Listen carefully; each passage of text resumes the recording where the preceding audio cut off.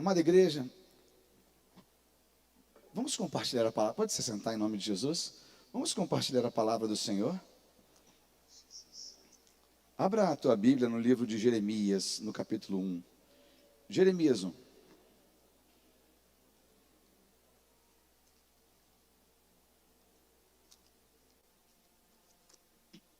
A partir do versículo 4. 1, 4. Vocês estão aí hoje? Amém? Glória a Deus. Vocês podem me ajudar a pregar também. Tá bom? Se o Senhor falar contigo, você pode falar: Senhor, muito obrigado. Todas as vezes que o Senhor falar ao teu coração, você pode agradecer ao Senhor. Amém? Glorifique o nome do Senhor. Jeremias capítulo 1, a partir do versículo 4. A palavra do Senhor diz assim: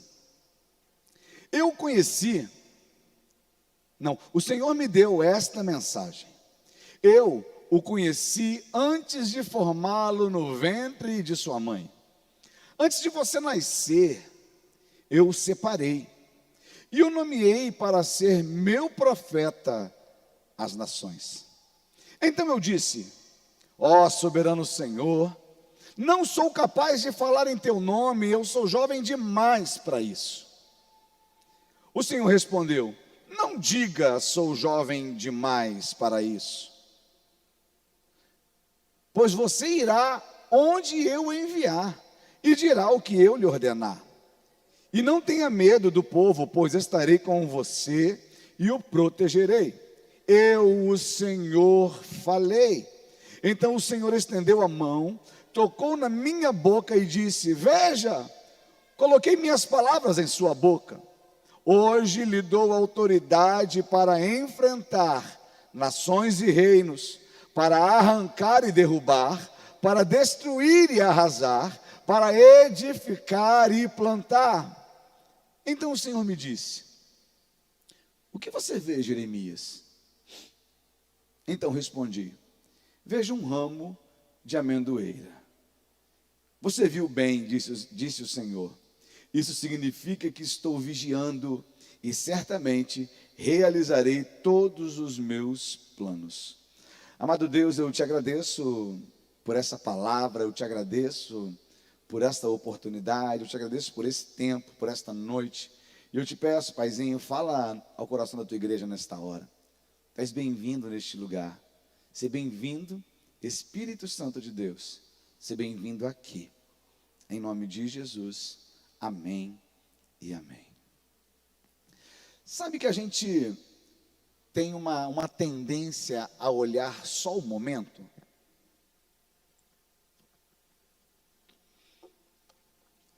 É de costume do ser humano olhar só o agora. É de costume do homem olhar e julgar o momento X, esse agora que a gente está vivendo. A nossa visão ela é limitada. Mas a gente pode entender que a nossa visão, ela pode ser uma visão onde você vai projetar. Eu trabalho com uma visão casual, que é a visão que eu vejo das coisas agora. Mas você já conheceu alguém que tem a chamada visão projetada? Alguém que olha para um determinado lugar, não existe nada, mas na mente daquela pessoa já está tudo construído. Tem gente que tem o poder não é de fazer coisas não, mas tem gente que tem o poder de olhar à sua volta e ver as coisas antes mesmo delas estarem no lugar. É só você conversar com um decorador de ambiente, com uma pessoa especialista em decorar ambiente. Se eu chegar no ambiente, eu vou chegar assim, bota um sofá ali, uma mesa ali, né, um quadro ali e tá ok. Mas tem gente que vai chegar no ambiente e vai falar assim: cara, vai ficar perfeito. Ela não fala nada, mas daqui a pouco começa a chegar coisas e você fala: eu nem sabia que isso ia ficar legal ali. A gente tem uma amiga, uma pastora, que ela tem um talento tão fantástico. A Natália já conheceu ela, né? Um talento tão fantástico de montar alguns arranjos de flores, que a gente fala: cara, eu não ia conseguir ter essa criatividade. A gente fez aqui o culto das mulheres e a gente chamou ela para ajudar.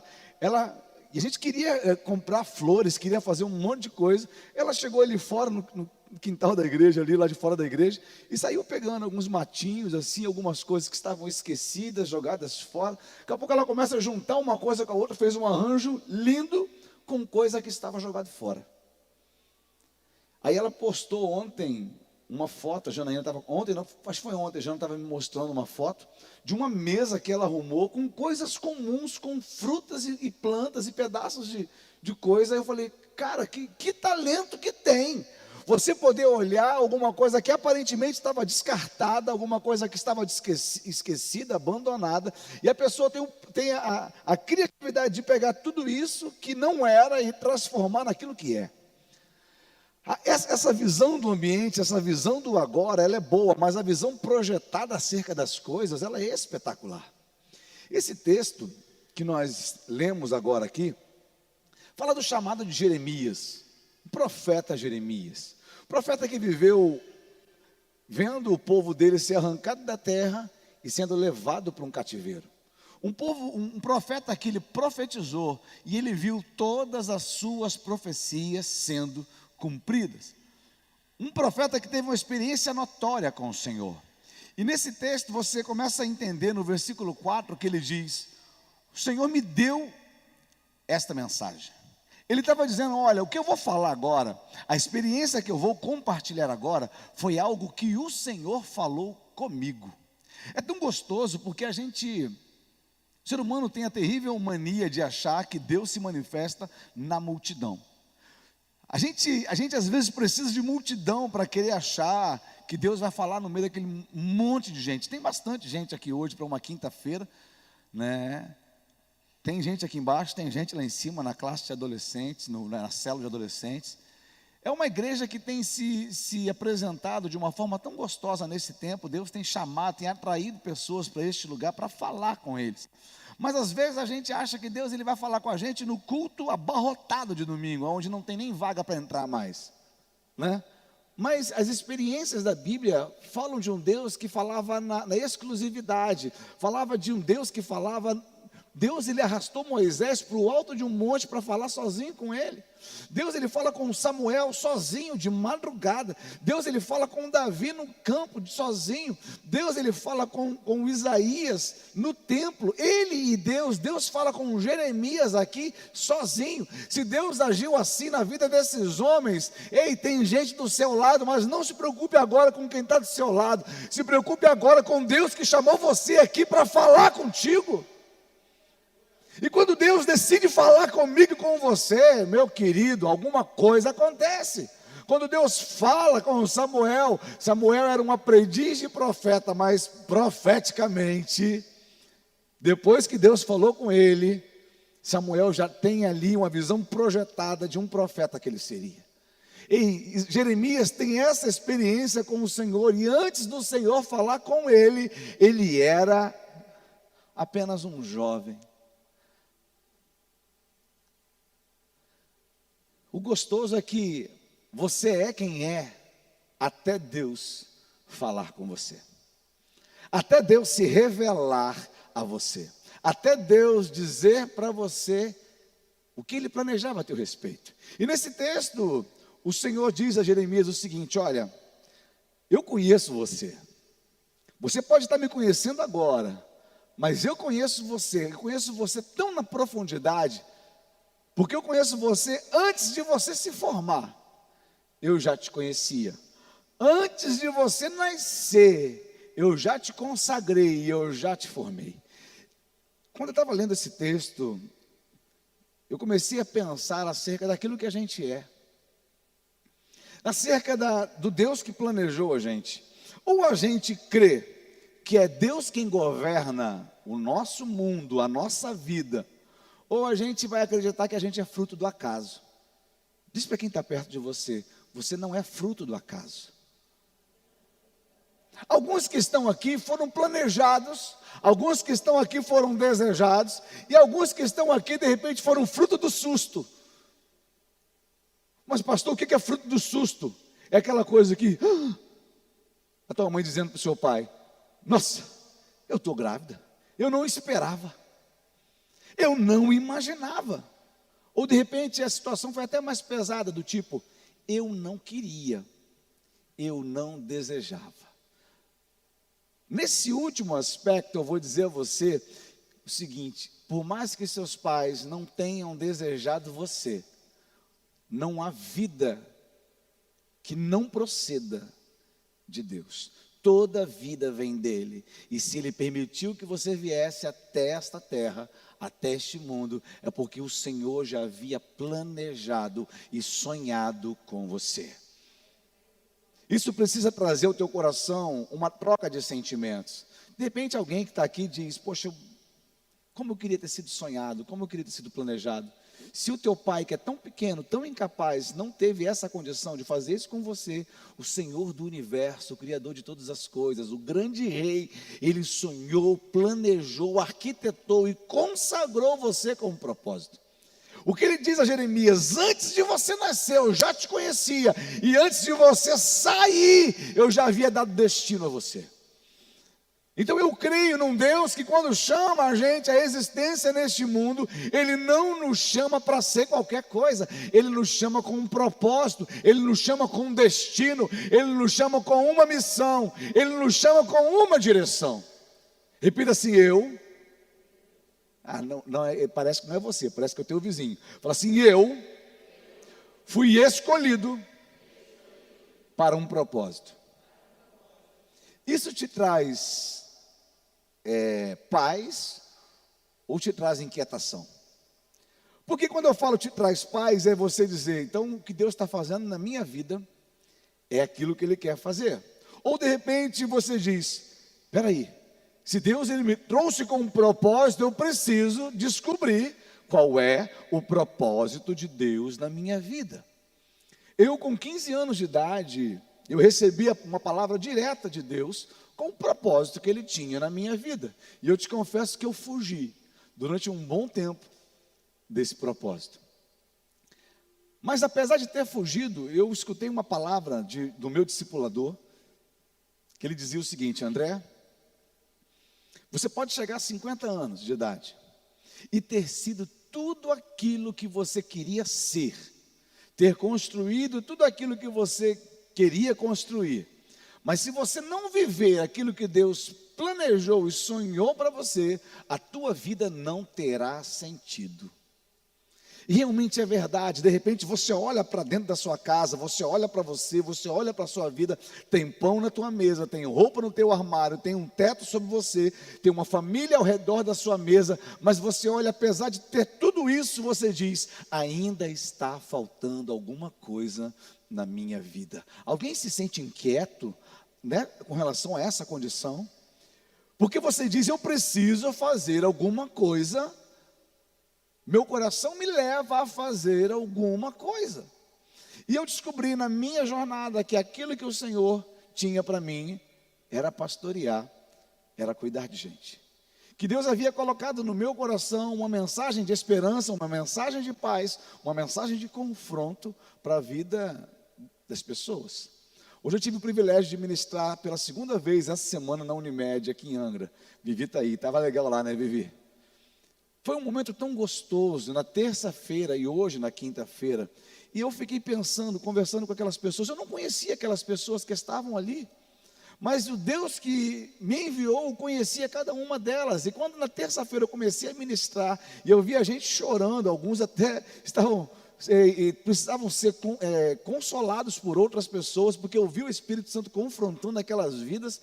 Eu entendi que tudo que estava acontecendo não era porque eu estava fazendo, mas porque Deus preparou aquele tempo para tratar na vida daquelas pessoas. Então eu entendi que a minha vida tem um propósito. Se a minha vida tem um propósito, meu querido, minha querida, a sua vida também tem um propósito. E isso vai muito além de holofotes, câmera e um palco. Quando eu falo palco, eu não estou falando de altar, eu estou falando de plataforma. A tua vida, ela tem um propósito, e esse propósito precisa estar pulsando dentro do teu coração. Quando eu li esse texto de Jeremias, eu entendi uma coisa: às vezes eu e você traçamos metas, traçamos sonhos, queremos ser aquilo que o nosso ego quer que a gente seja. Às vezes você acha que ter um chamado é ser alguém que é visto. Quantas pessoas têm um chamado lindo e nunca são notadas? O teu ego deseja que as luzes venham sobre você, mas o teu espírito, linkado com o Espírito de Deus, deseja que a glória do Senhor se manifeste em você. E isso é totalmente diferente. Isso é totalmente o oposto de alguém que não conheceu a Jesus, de alguém que acha que a atenção dos homens é melhor que o olhar de Deus. Nesse texto, Jeremias, ele diz, olha, não foi de mim, não partiu de mim, partiu de Deus. A primeira coisa que eu queria conversar com você essa noite é que escolhido não escolhe nada.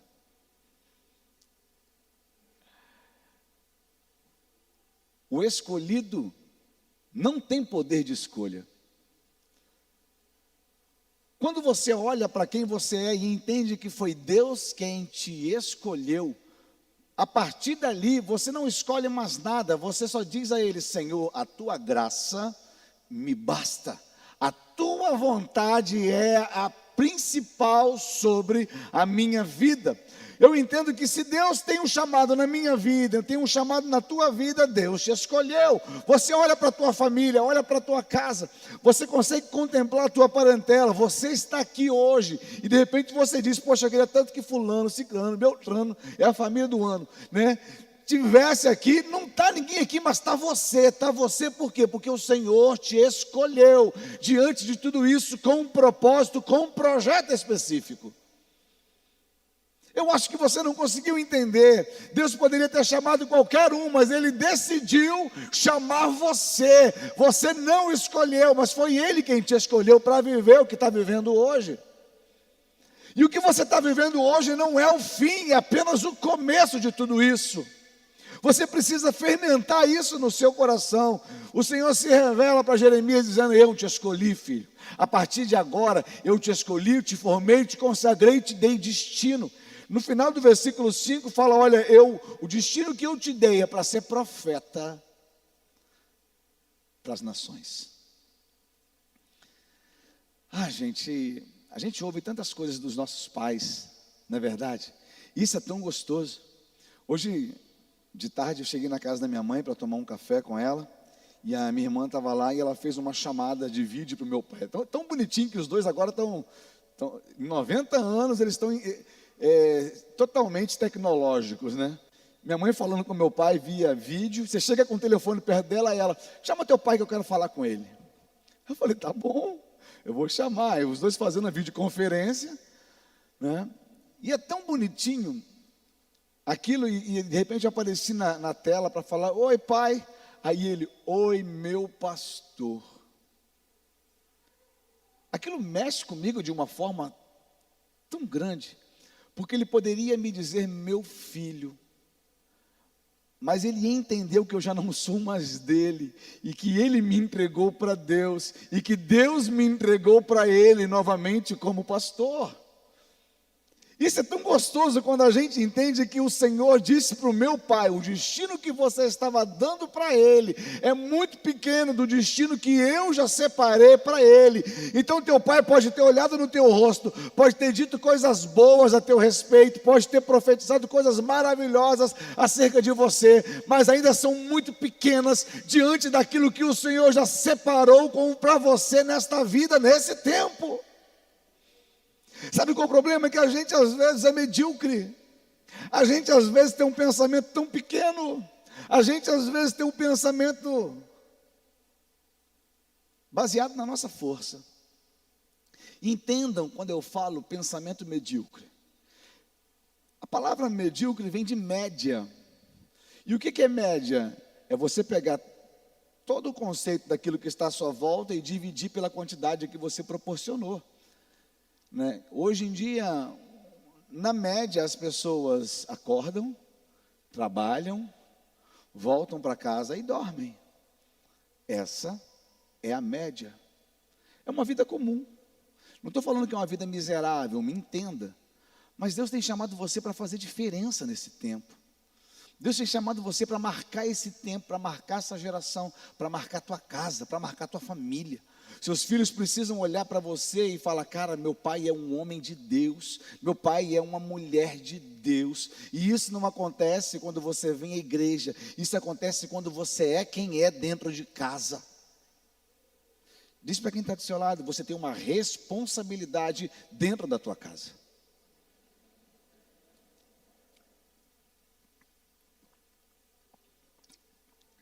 Jeremias foi enviado para dentro de casa.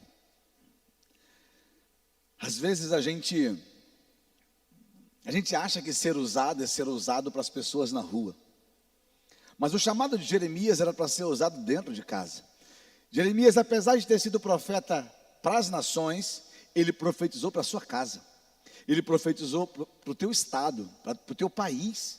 Então, antes de você ser qualquer coisa lá fora, seja quem Deus te chamou para ser dentro de casa. Uma vez conversando com o Josemã, cadê o Josemã? Fugiu? Vou botar ele de pernoite, hein? O pessoal daí do quartel pega ele e bota de pernoite, se ele fugiu. Mas a gente conversando um dia na varanda, e ele falou assim: pastor, mas eu preciso entender qual é o meu chamado. E eu falei: simples, o teu chamado é algo muito simples. E ele falou: mas qual é? Eu falei: agora é ser pai. O teu chamado nesta hora é a necessidade do ambiente. Você está dentro de casa. Seja o melhor pai que os seus filhos possam ter, seja o melhor marido que a sua esposa poderia ter conhecido, seja aquilo que você precisa ser agora. Quem é negligente em casa será negligente na igreja. Quem é incompetente em casa será incompetente na igreja. Quem é um fracasso em casa será um fracasso na igreja. Então não existe sucesso no altar se você for um fracasso dentro de casa. E às vezes a gente quer ser o cara, a pessoa. E Deus está te mandando hoje: volta para dentro de casa e seja quem eu te chamei para ser, aonde eu te coloquei primeiro. Há uma responsabilidade muito grande sobre a minha vida e sobre a tua vida. É poder honrar aquilo que Deus nos chamou para ser primeiro. Jeremias, ele recebe do Senhor: você vai ser profeta às nações. Eu te escolhi antes de ser, mas antes de você ir lá para fora, você vai ser dentro. Jeremias olha para aquilo tudo, ele olha para a responsabilidade e imagina: Senhor, é muito grande aquilo que o Senhor está pedindo para mim.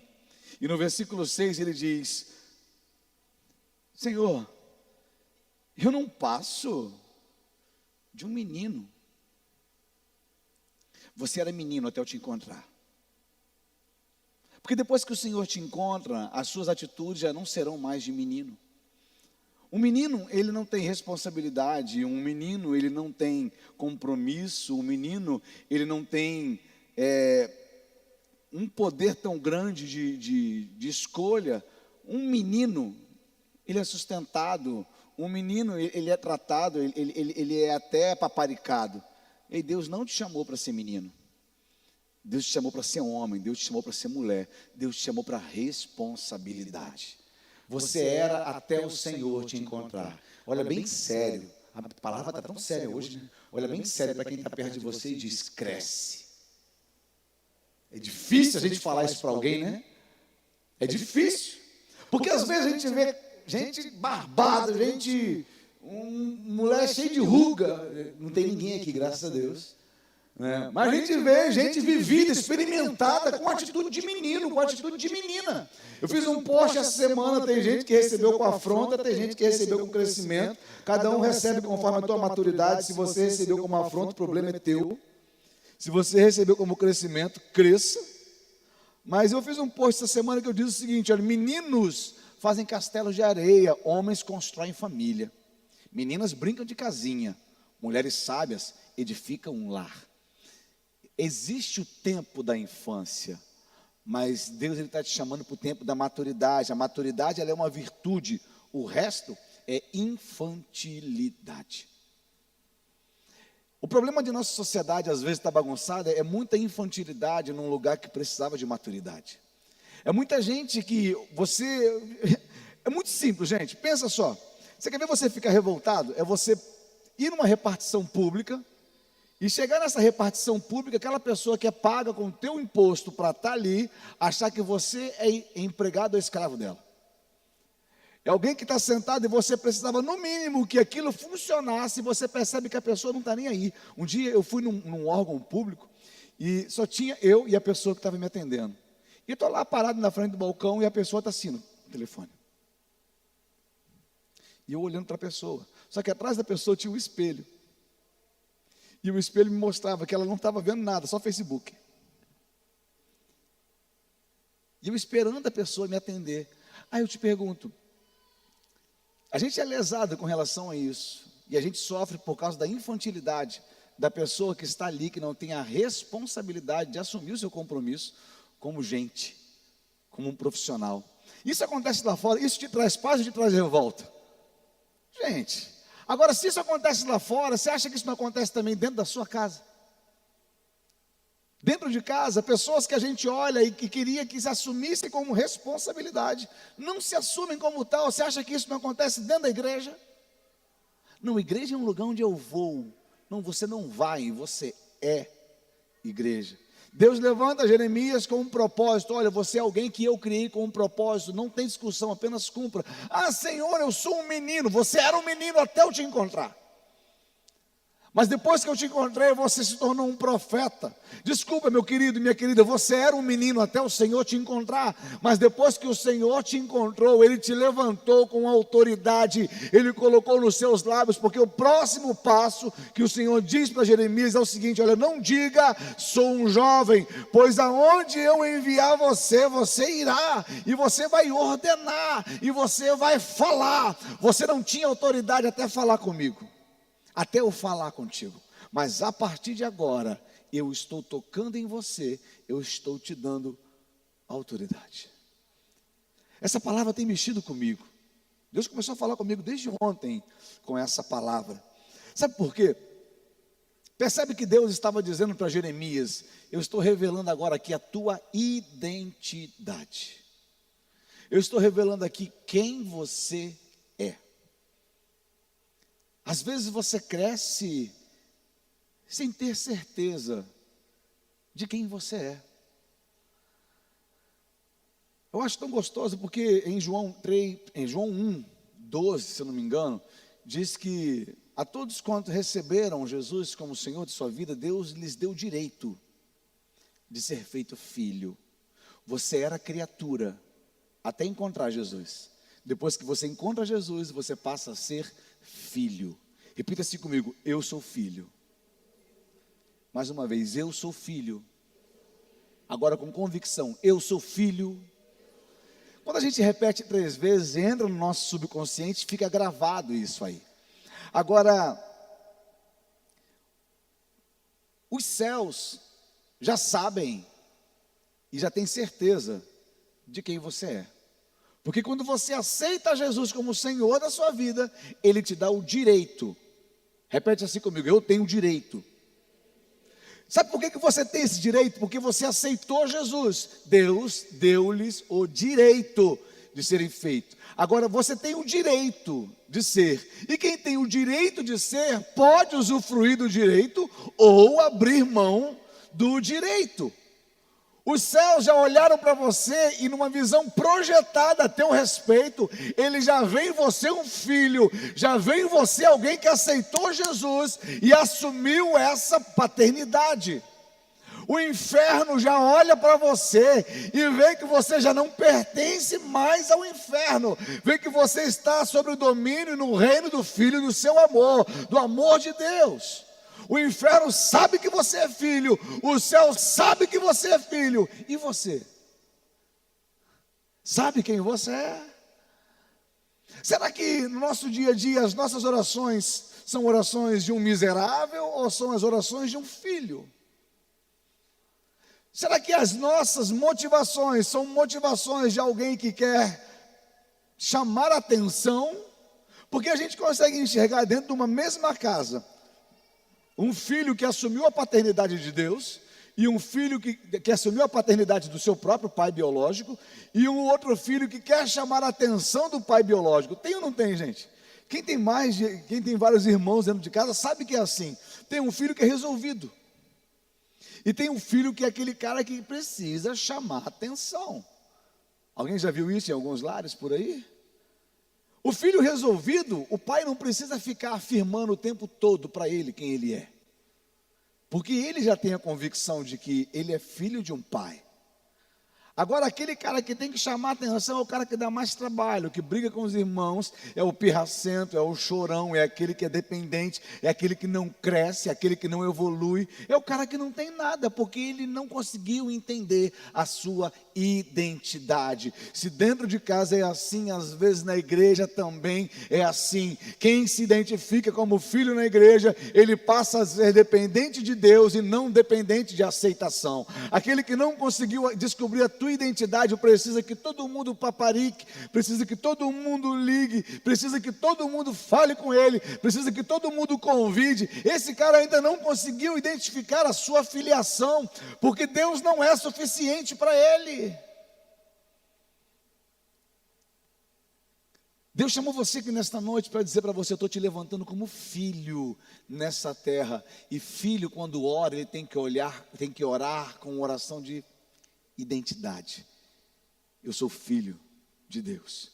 O Senhor falou muito com a gente nesse domingo acerca disso agora, sobre essa identidade de filho. Gente, se você consegue pedir para o seu pai e o seu pai te atender, o seu pai natural, imagine o que o grande Deus pode fazer acerca dos seus filhos. A gente precisa descobrir, entrar nesse ambiente de paternidade e descobrir e viver de uma vez por todas essa identidade que o Senhor nos deu. Aí de repente você olha e diz: mas Senhor, eu não estou pronto. Sabe, uma grande crise desta geração são pessoas que acham que não estão prontas. E eu te falo, verdadeiramente não. Mas quem te apronta não são as suas forças, quem te apronta é o Senhor. Percebe que quando o Senhor diz para Jeremias: Jeremias, não diga, sou jovem demais, porque você vai aonde eu te enviar, e você vai dizer aquilo que eu vou te ordenar. Você vai aonde eu te mandar ir, e você vai dizer aquilo que você vai ouvir. Você não vai dizer aquilo que você vai querer, e você não vai aonde você quer ir. Tem horas que a gente diz o seguinte: Deus, é pesado demais, é difícil demais. Às vezes você olha a luta e a afronta que você está sofrendo e você diz: Deus, é dolorido demais. De repente você está vivendo tudo isso porque você buscou tudo isso. Mas se você tivesse entendido que Deus tinha te enviado para outra condição e tinha te mandado falar uma outra coisa, de repente o milagre teria acontecido. Sabe por que muita coisa não acontece à nossa volta? É porque a gente fala aquilo que a gente quer e não aquilo que o Senhor nos mandou falar. Tem coisas que você fala e não resolve porque vem do coração. Agora, quando você fala e acontece, é porque vem do trono da graça sobre a sua vida. Lá no finalzinho, a gente vai encerrar agora. Lá no finalzinho, o Senhor faz uma pergunta para Jeremias, e essa pergunta, ela parece até um pouco fora de contexto. Lá no versículo 11, coloca no versículo 11, por favor.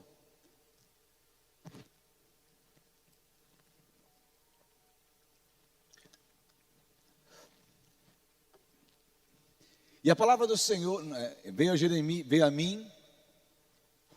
E a palavra do Senhor veio a mim. NVT, por favor.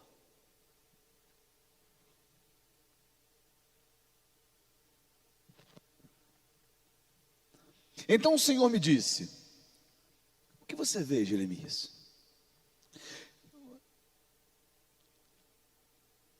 Para o Senhor perguntar isso para Jeremias, o Senhor já tinha visto. Para o Senhor perguntar alguma coisa para Jeremias: Jeremias, o que você está vendo? O Senhor já tinha revelado. O que o Senhor queria saber era se Jeremias estava vendo a mesma coisa que o Senhor estava mostrando. E ele pergunta: Jeremias, o que você vê? E ele responde: eu vejo um ramo de uma amendoeira. Cara, um negócio tão esquisito, né? Tinha tanta coisa para ver, tinha tanta coisa para estar à frente, de repente tantos sonhos, tantas visões fantásticas, e Jeremias vê um pedaço de árvore. Jeremias, ele vê um ramo de amendoeira. E eu comecei a ler, tentar ler e descobri acerca disso. Um ramo de amendoeira. Há um tempo atrás eu trouxe um conceito para a igreja. Falei muito na igreja lá na frente à rodoviária, aqui eu não falei ainda. Eu falei sobre o sentido de existência e essência. Alguém lembra que eu já falei sobre isso? Existência e essência. Qual a diferença entre essência e existência? Quem vem primeiro? Se eu te perguntar o que é isso aqui, você me diria o quê? Um squeeze, não é verdade? Mas o que você está vendo é essência ou é existência? Falem um pouquinho, você está muito quieto. Essência ou existência? Existência? Essência? Quem falou essência?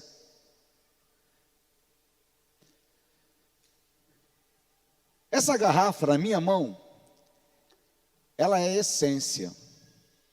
Porque antes dela ser garrafa na minha mão, ela já era existência na mente de quem projetou a garrafa. Ela existe antes de ser. Você consegue entender isso? Ninguém chegou assim e falou: eu fiz um celular sem querer, gente.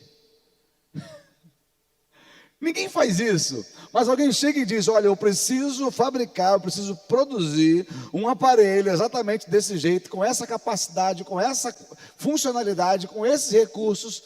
Então, antes desse celular ser essência, essência é aquilo que eu pego, que eu apalpo. Antes de ser essência, ele se torna existência na mente de quem produziu. Até aí tudo bem? Agora, a única coisa contrária, isso a âmbito científico, a única coisa que é essência antes de ser existência, é o ser humano. Você sabia disso?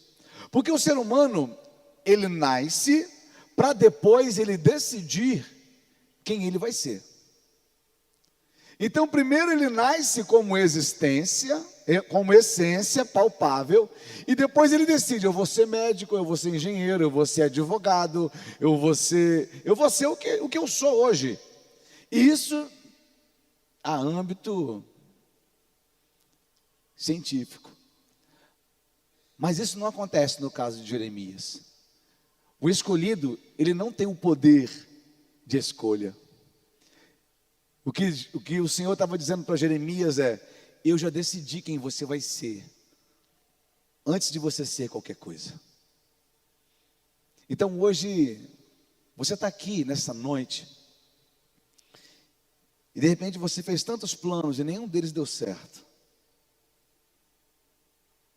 De repente você já tentou tanta coisa, e você nunca conseguiu trazer uma paz no seu coração, dizendo: poxa Deus, eu queria tanto desempenhar o meu chamado, eu queria tanto ter a alegria de falar, o Senhor tem me usado.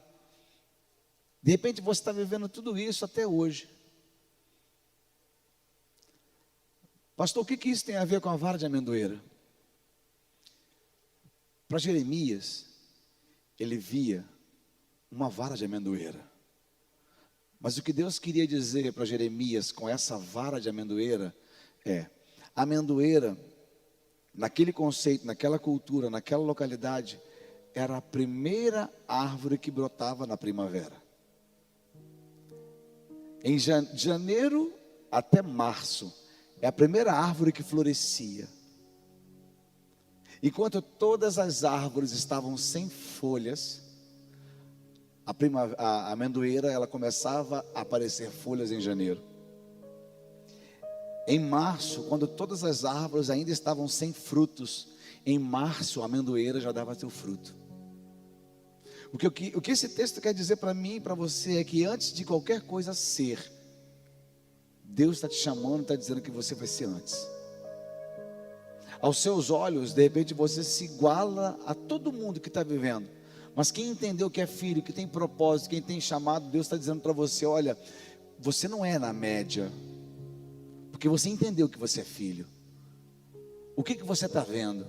Eu estou vendo alguém totalmente incapaz. Eu estou vendo alguém totalmente que não tem jeito, que não está pronto. E o Senhor olha para você: mas eu vou te mostrar que você, na minha visão, eu te fiz pronto. Mas se você está dizendo, mas Senhor, eu sou cheio de defeitos, tudo bem. Até eu te tocar, até eu te encontrar, até eu trabalhar na tua vida, até eu me revelar a você. Ei, Deus está te levantando hoje, você crê nisso?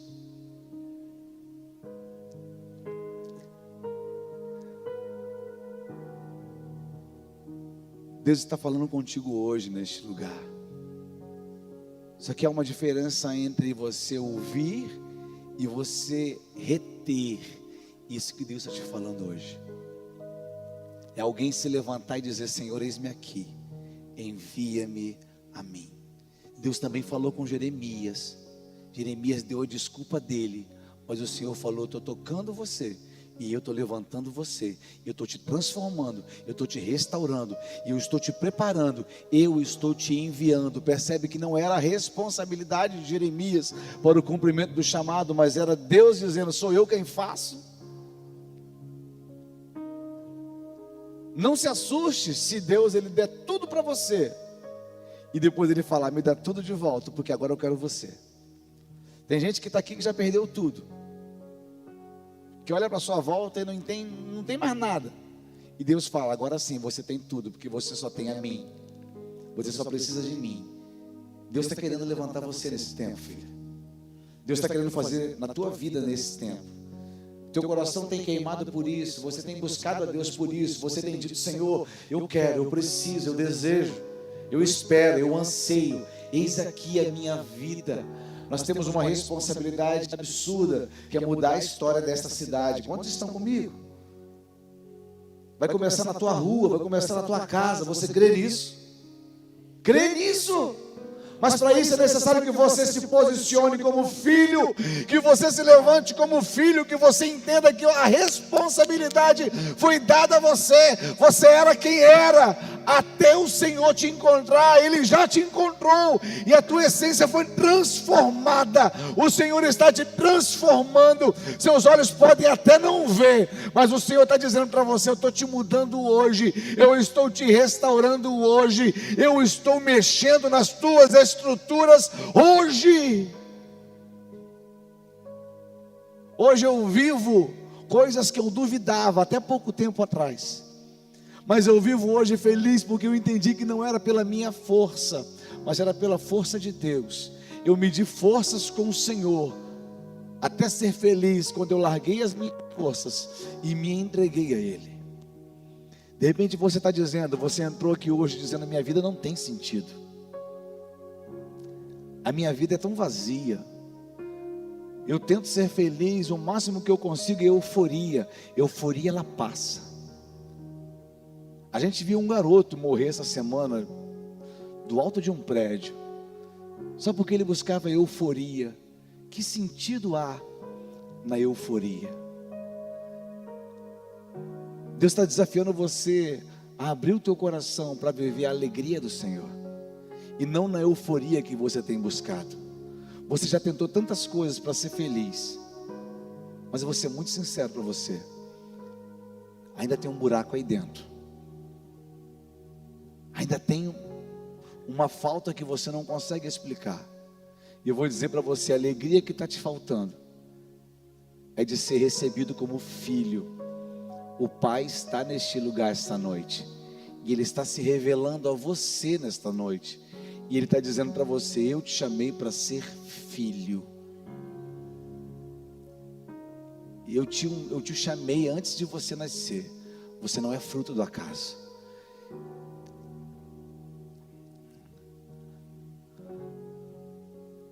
Onde é que está a primeira pessoa que reconhece que tudo aquilo que você fez até hoje só te trouxe alegria momentânea, mas entende que você precisa mudar, e você sabe que só Jesus pode transformar a tua vida?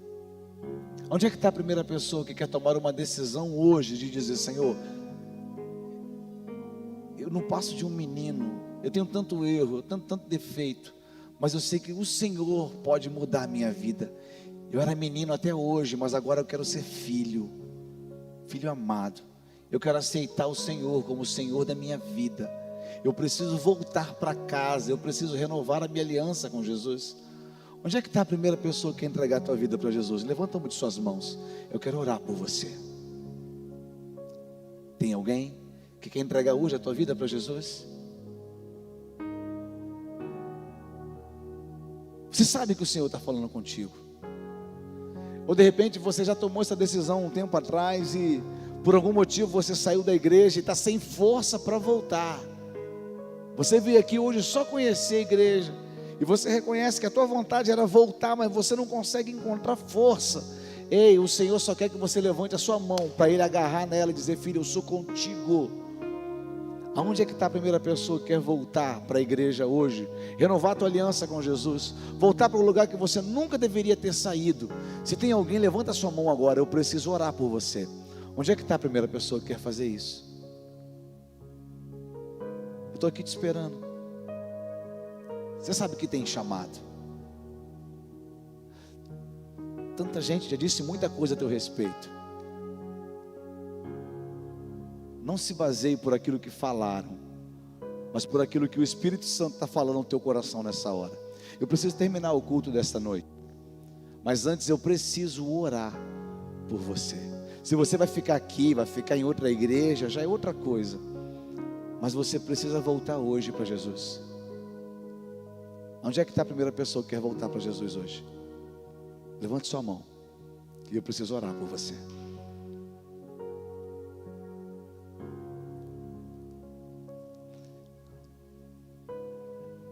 Tem alguém?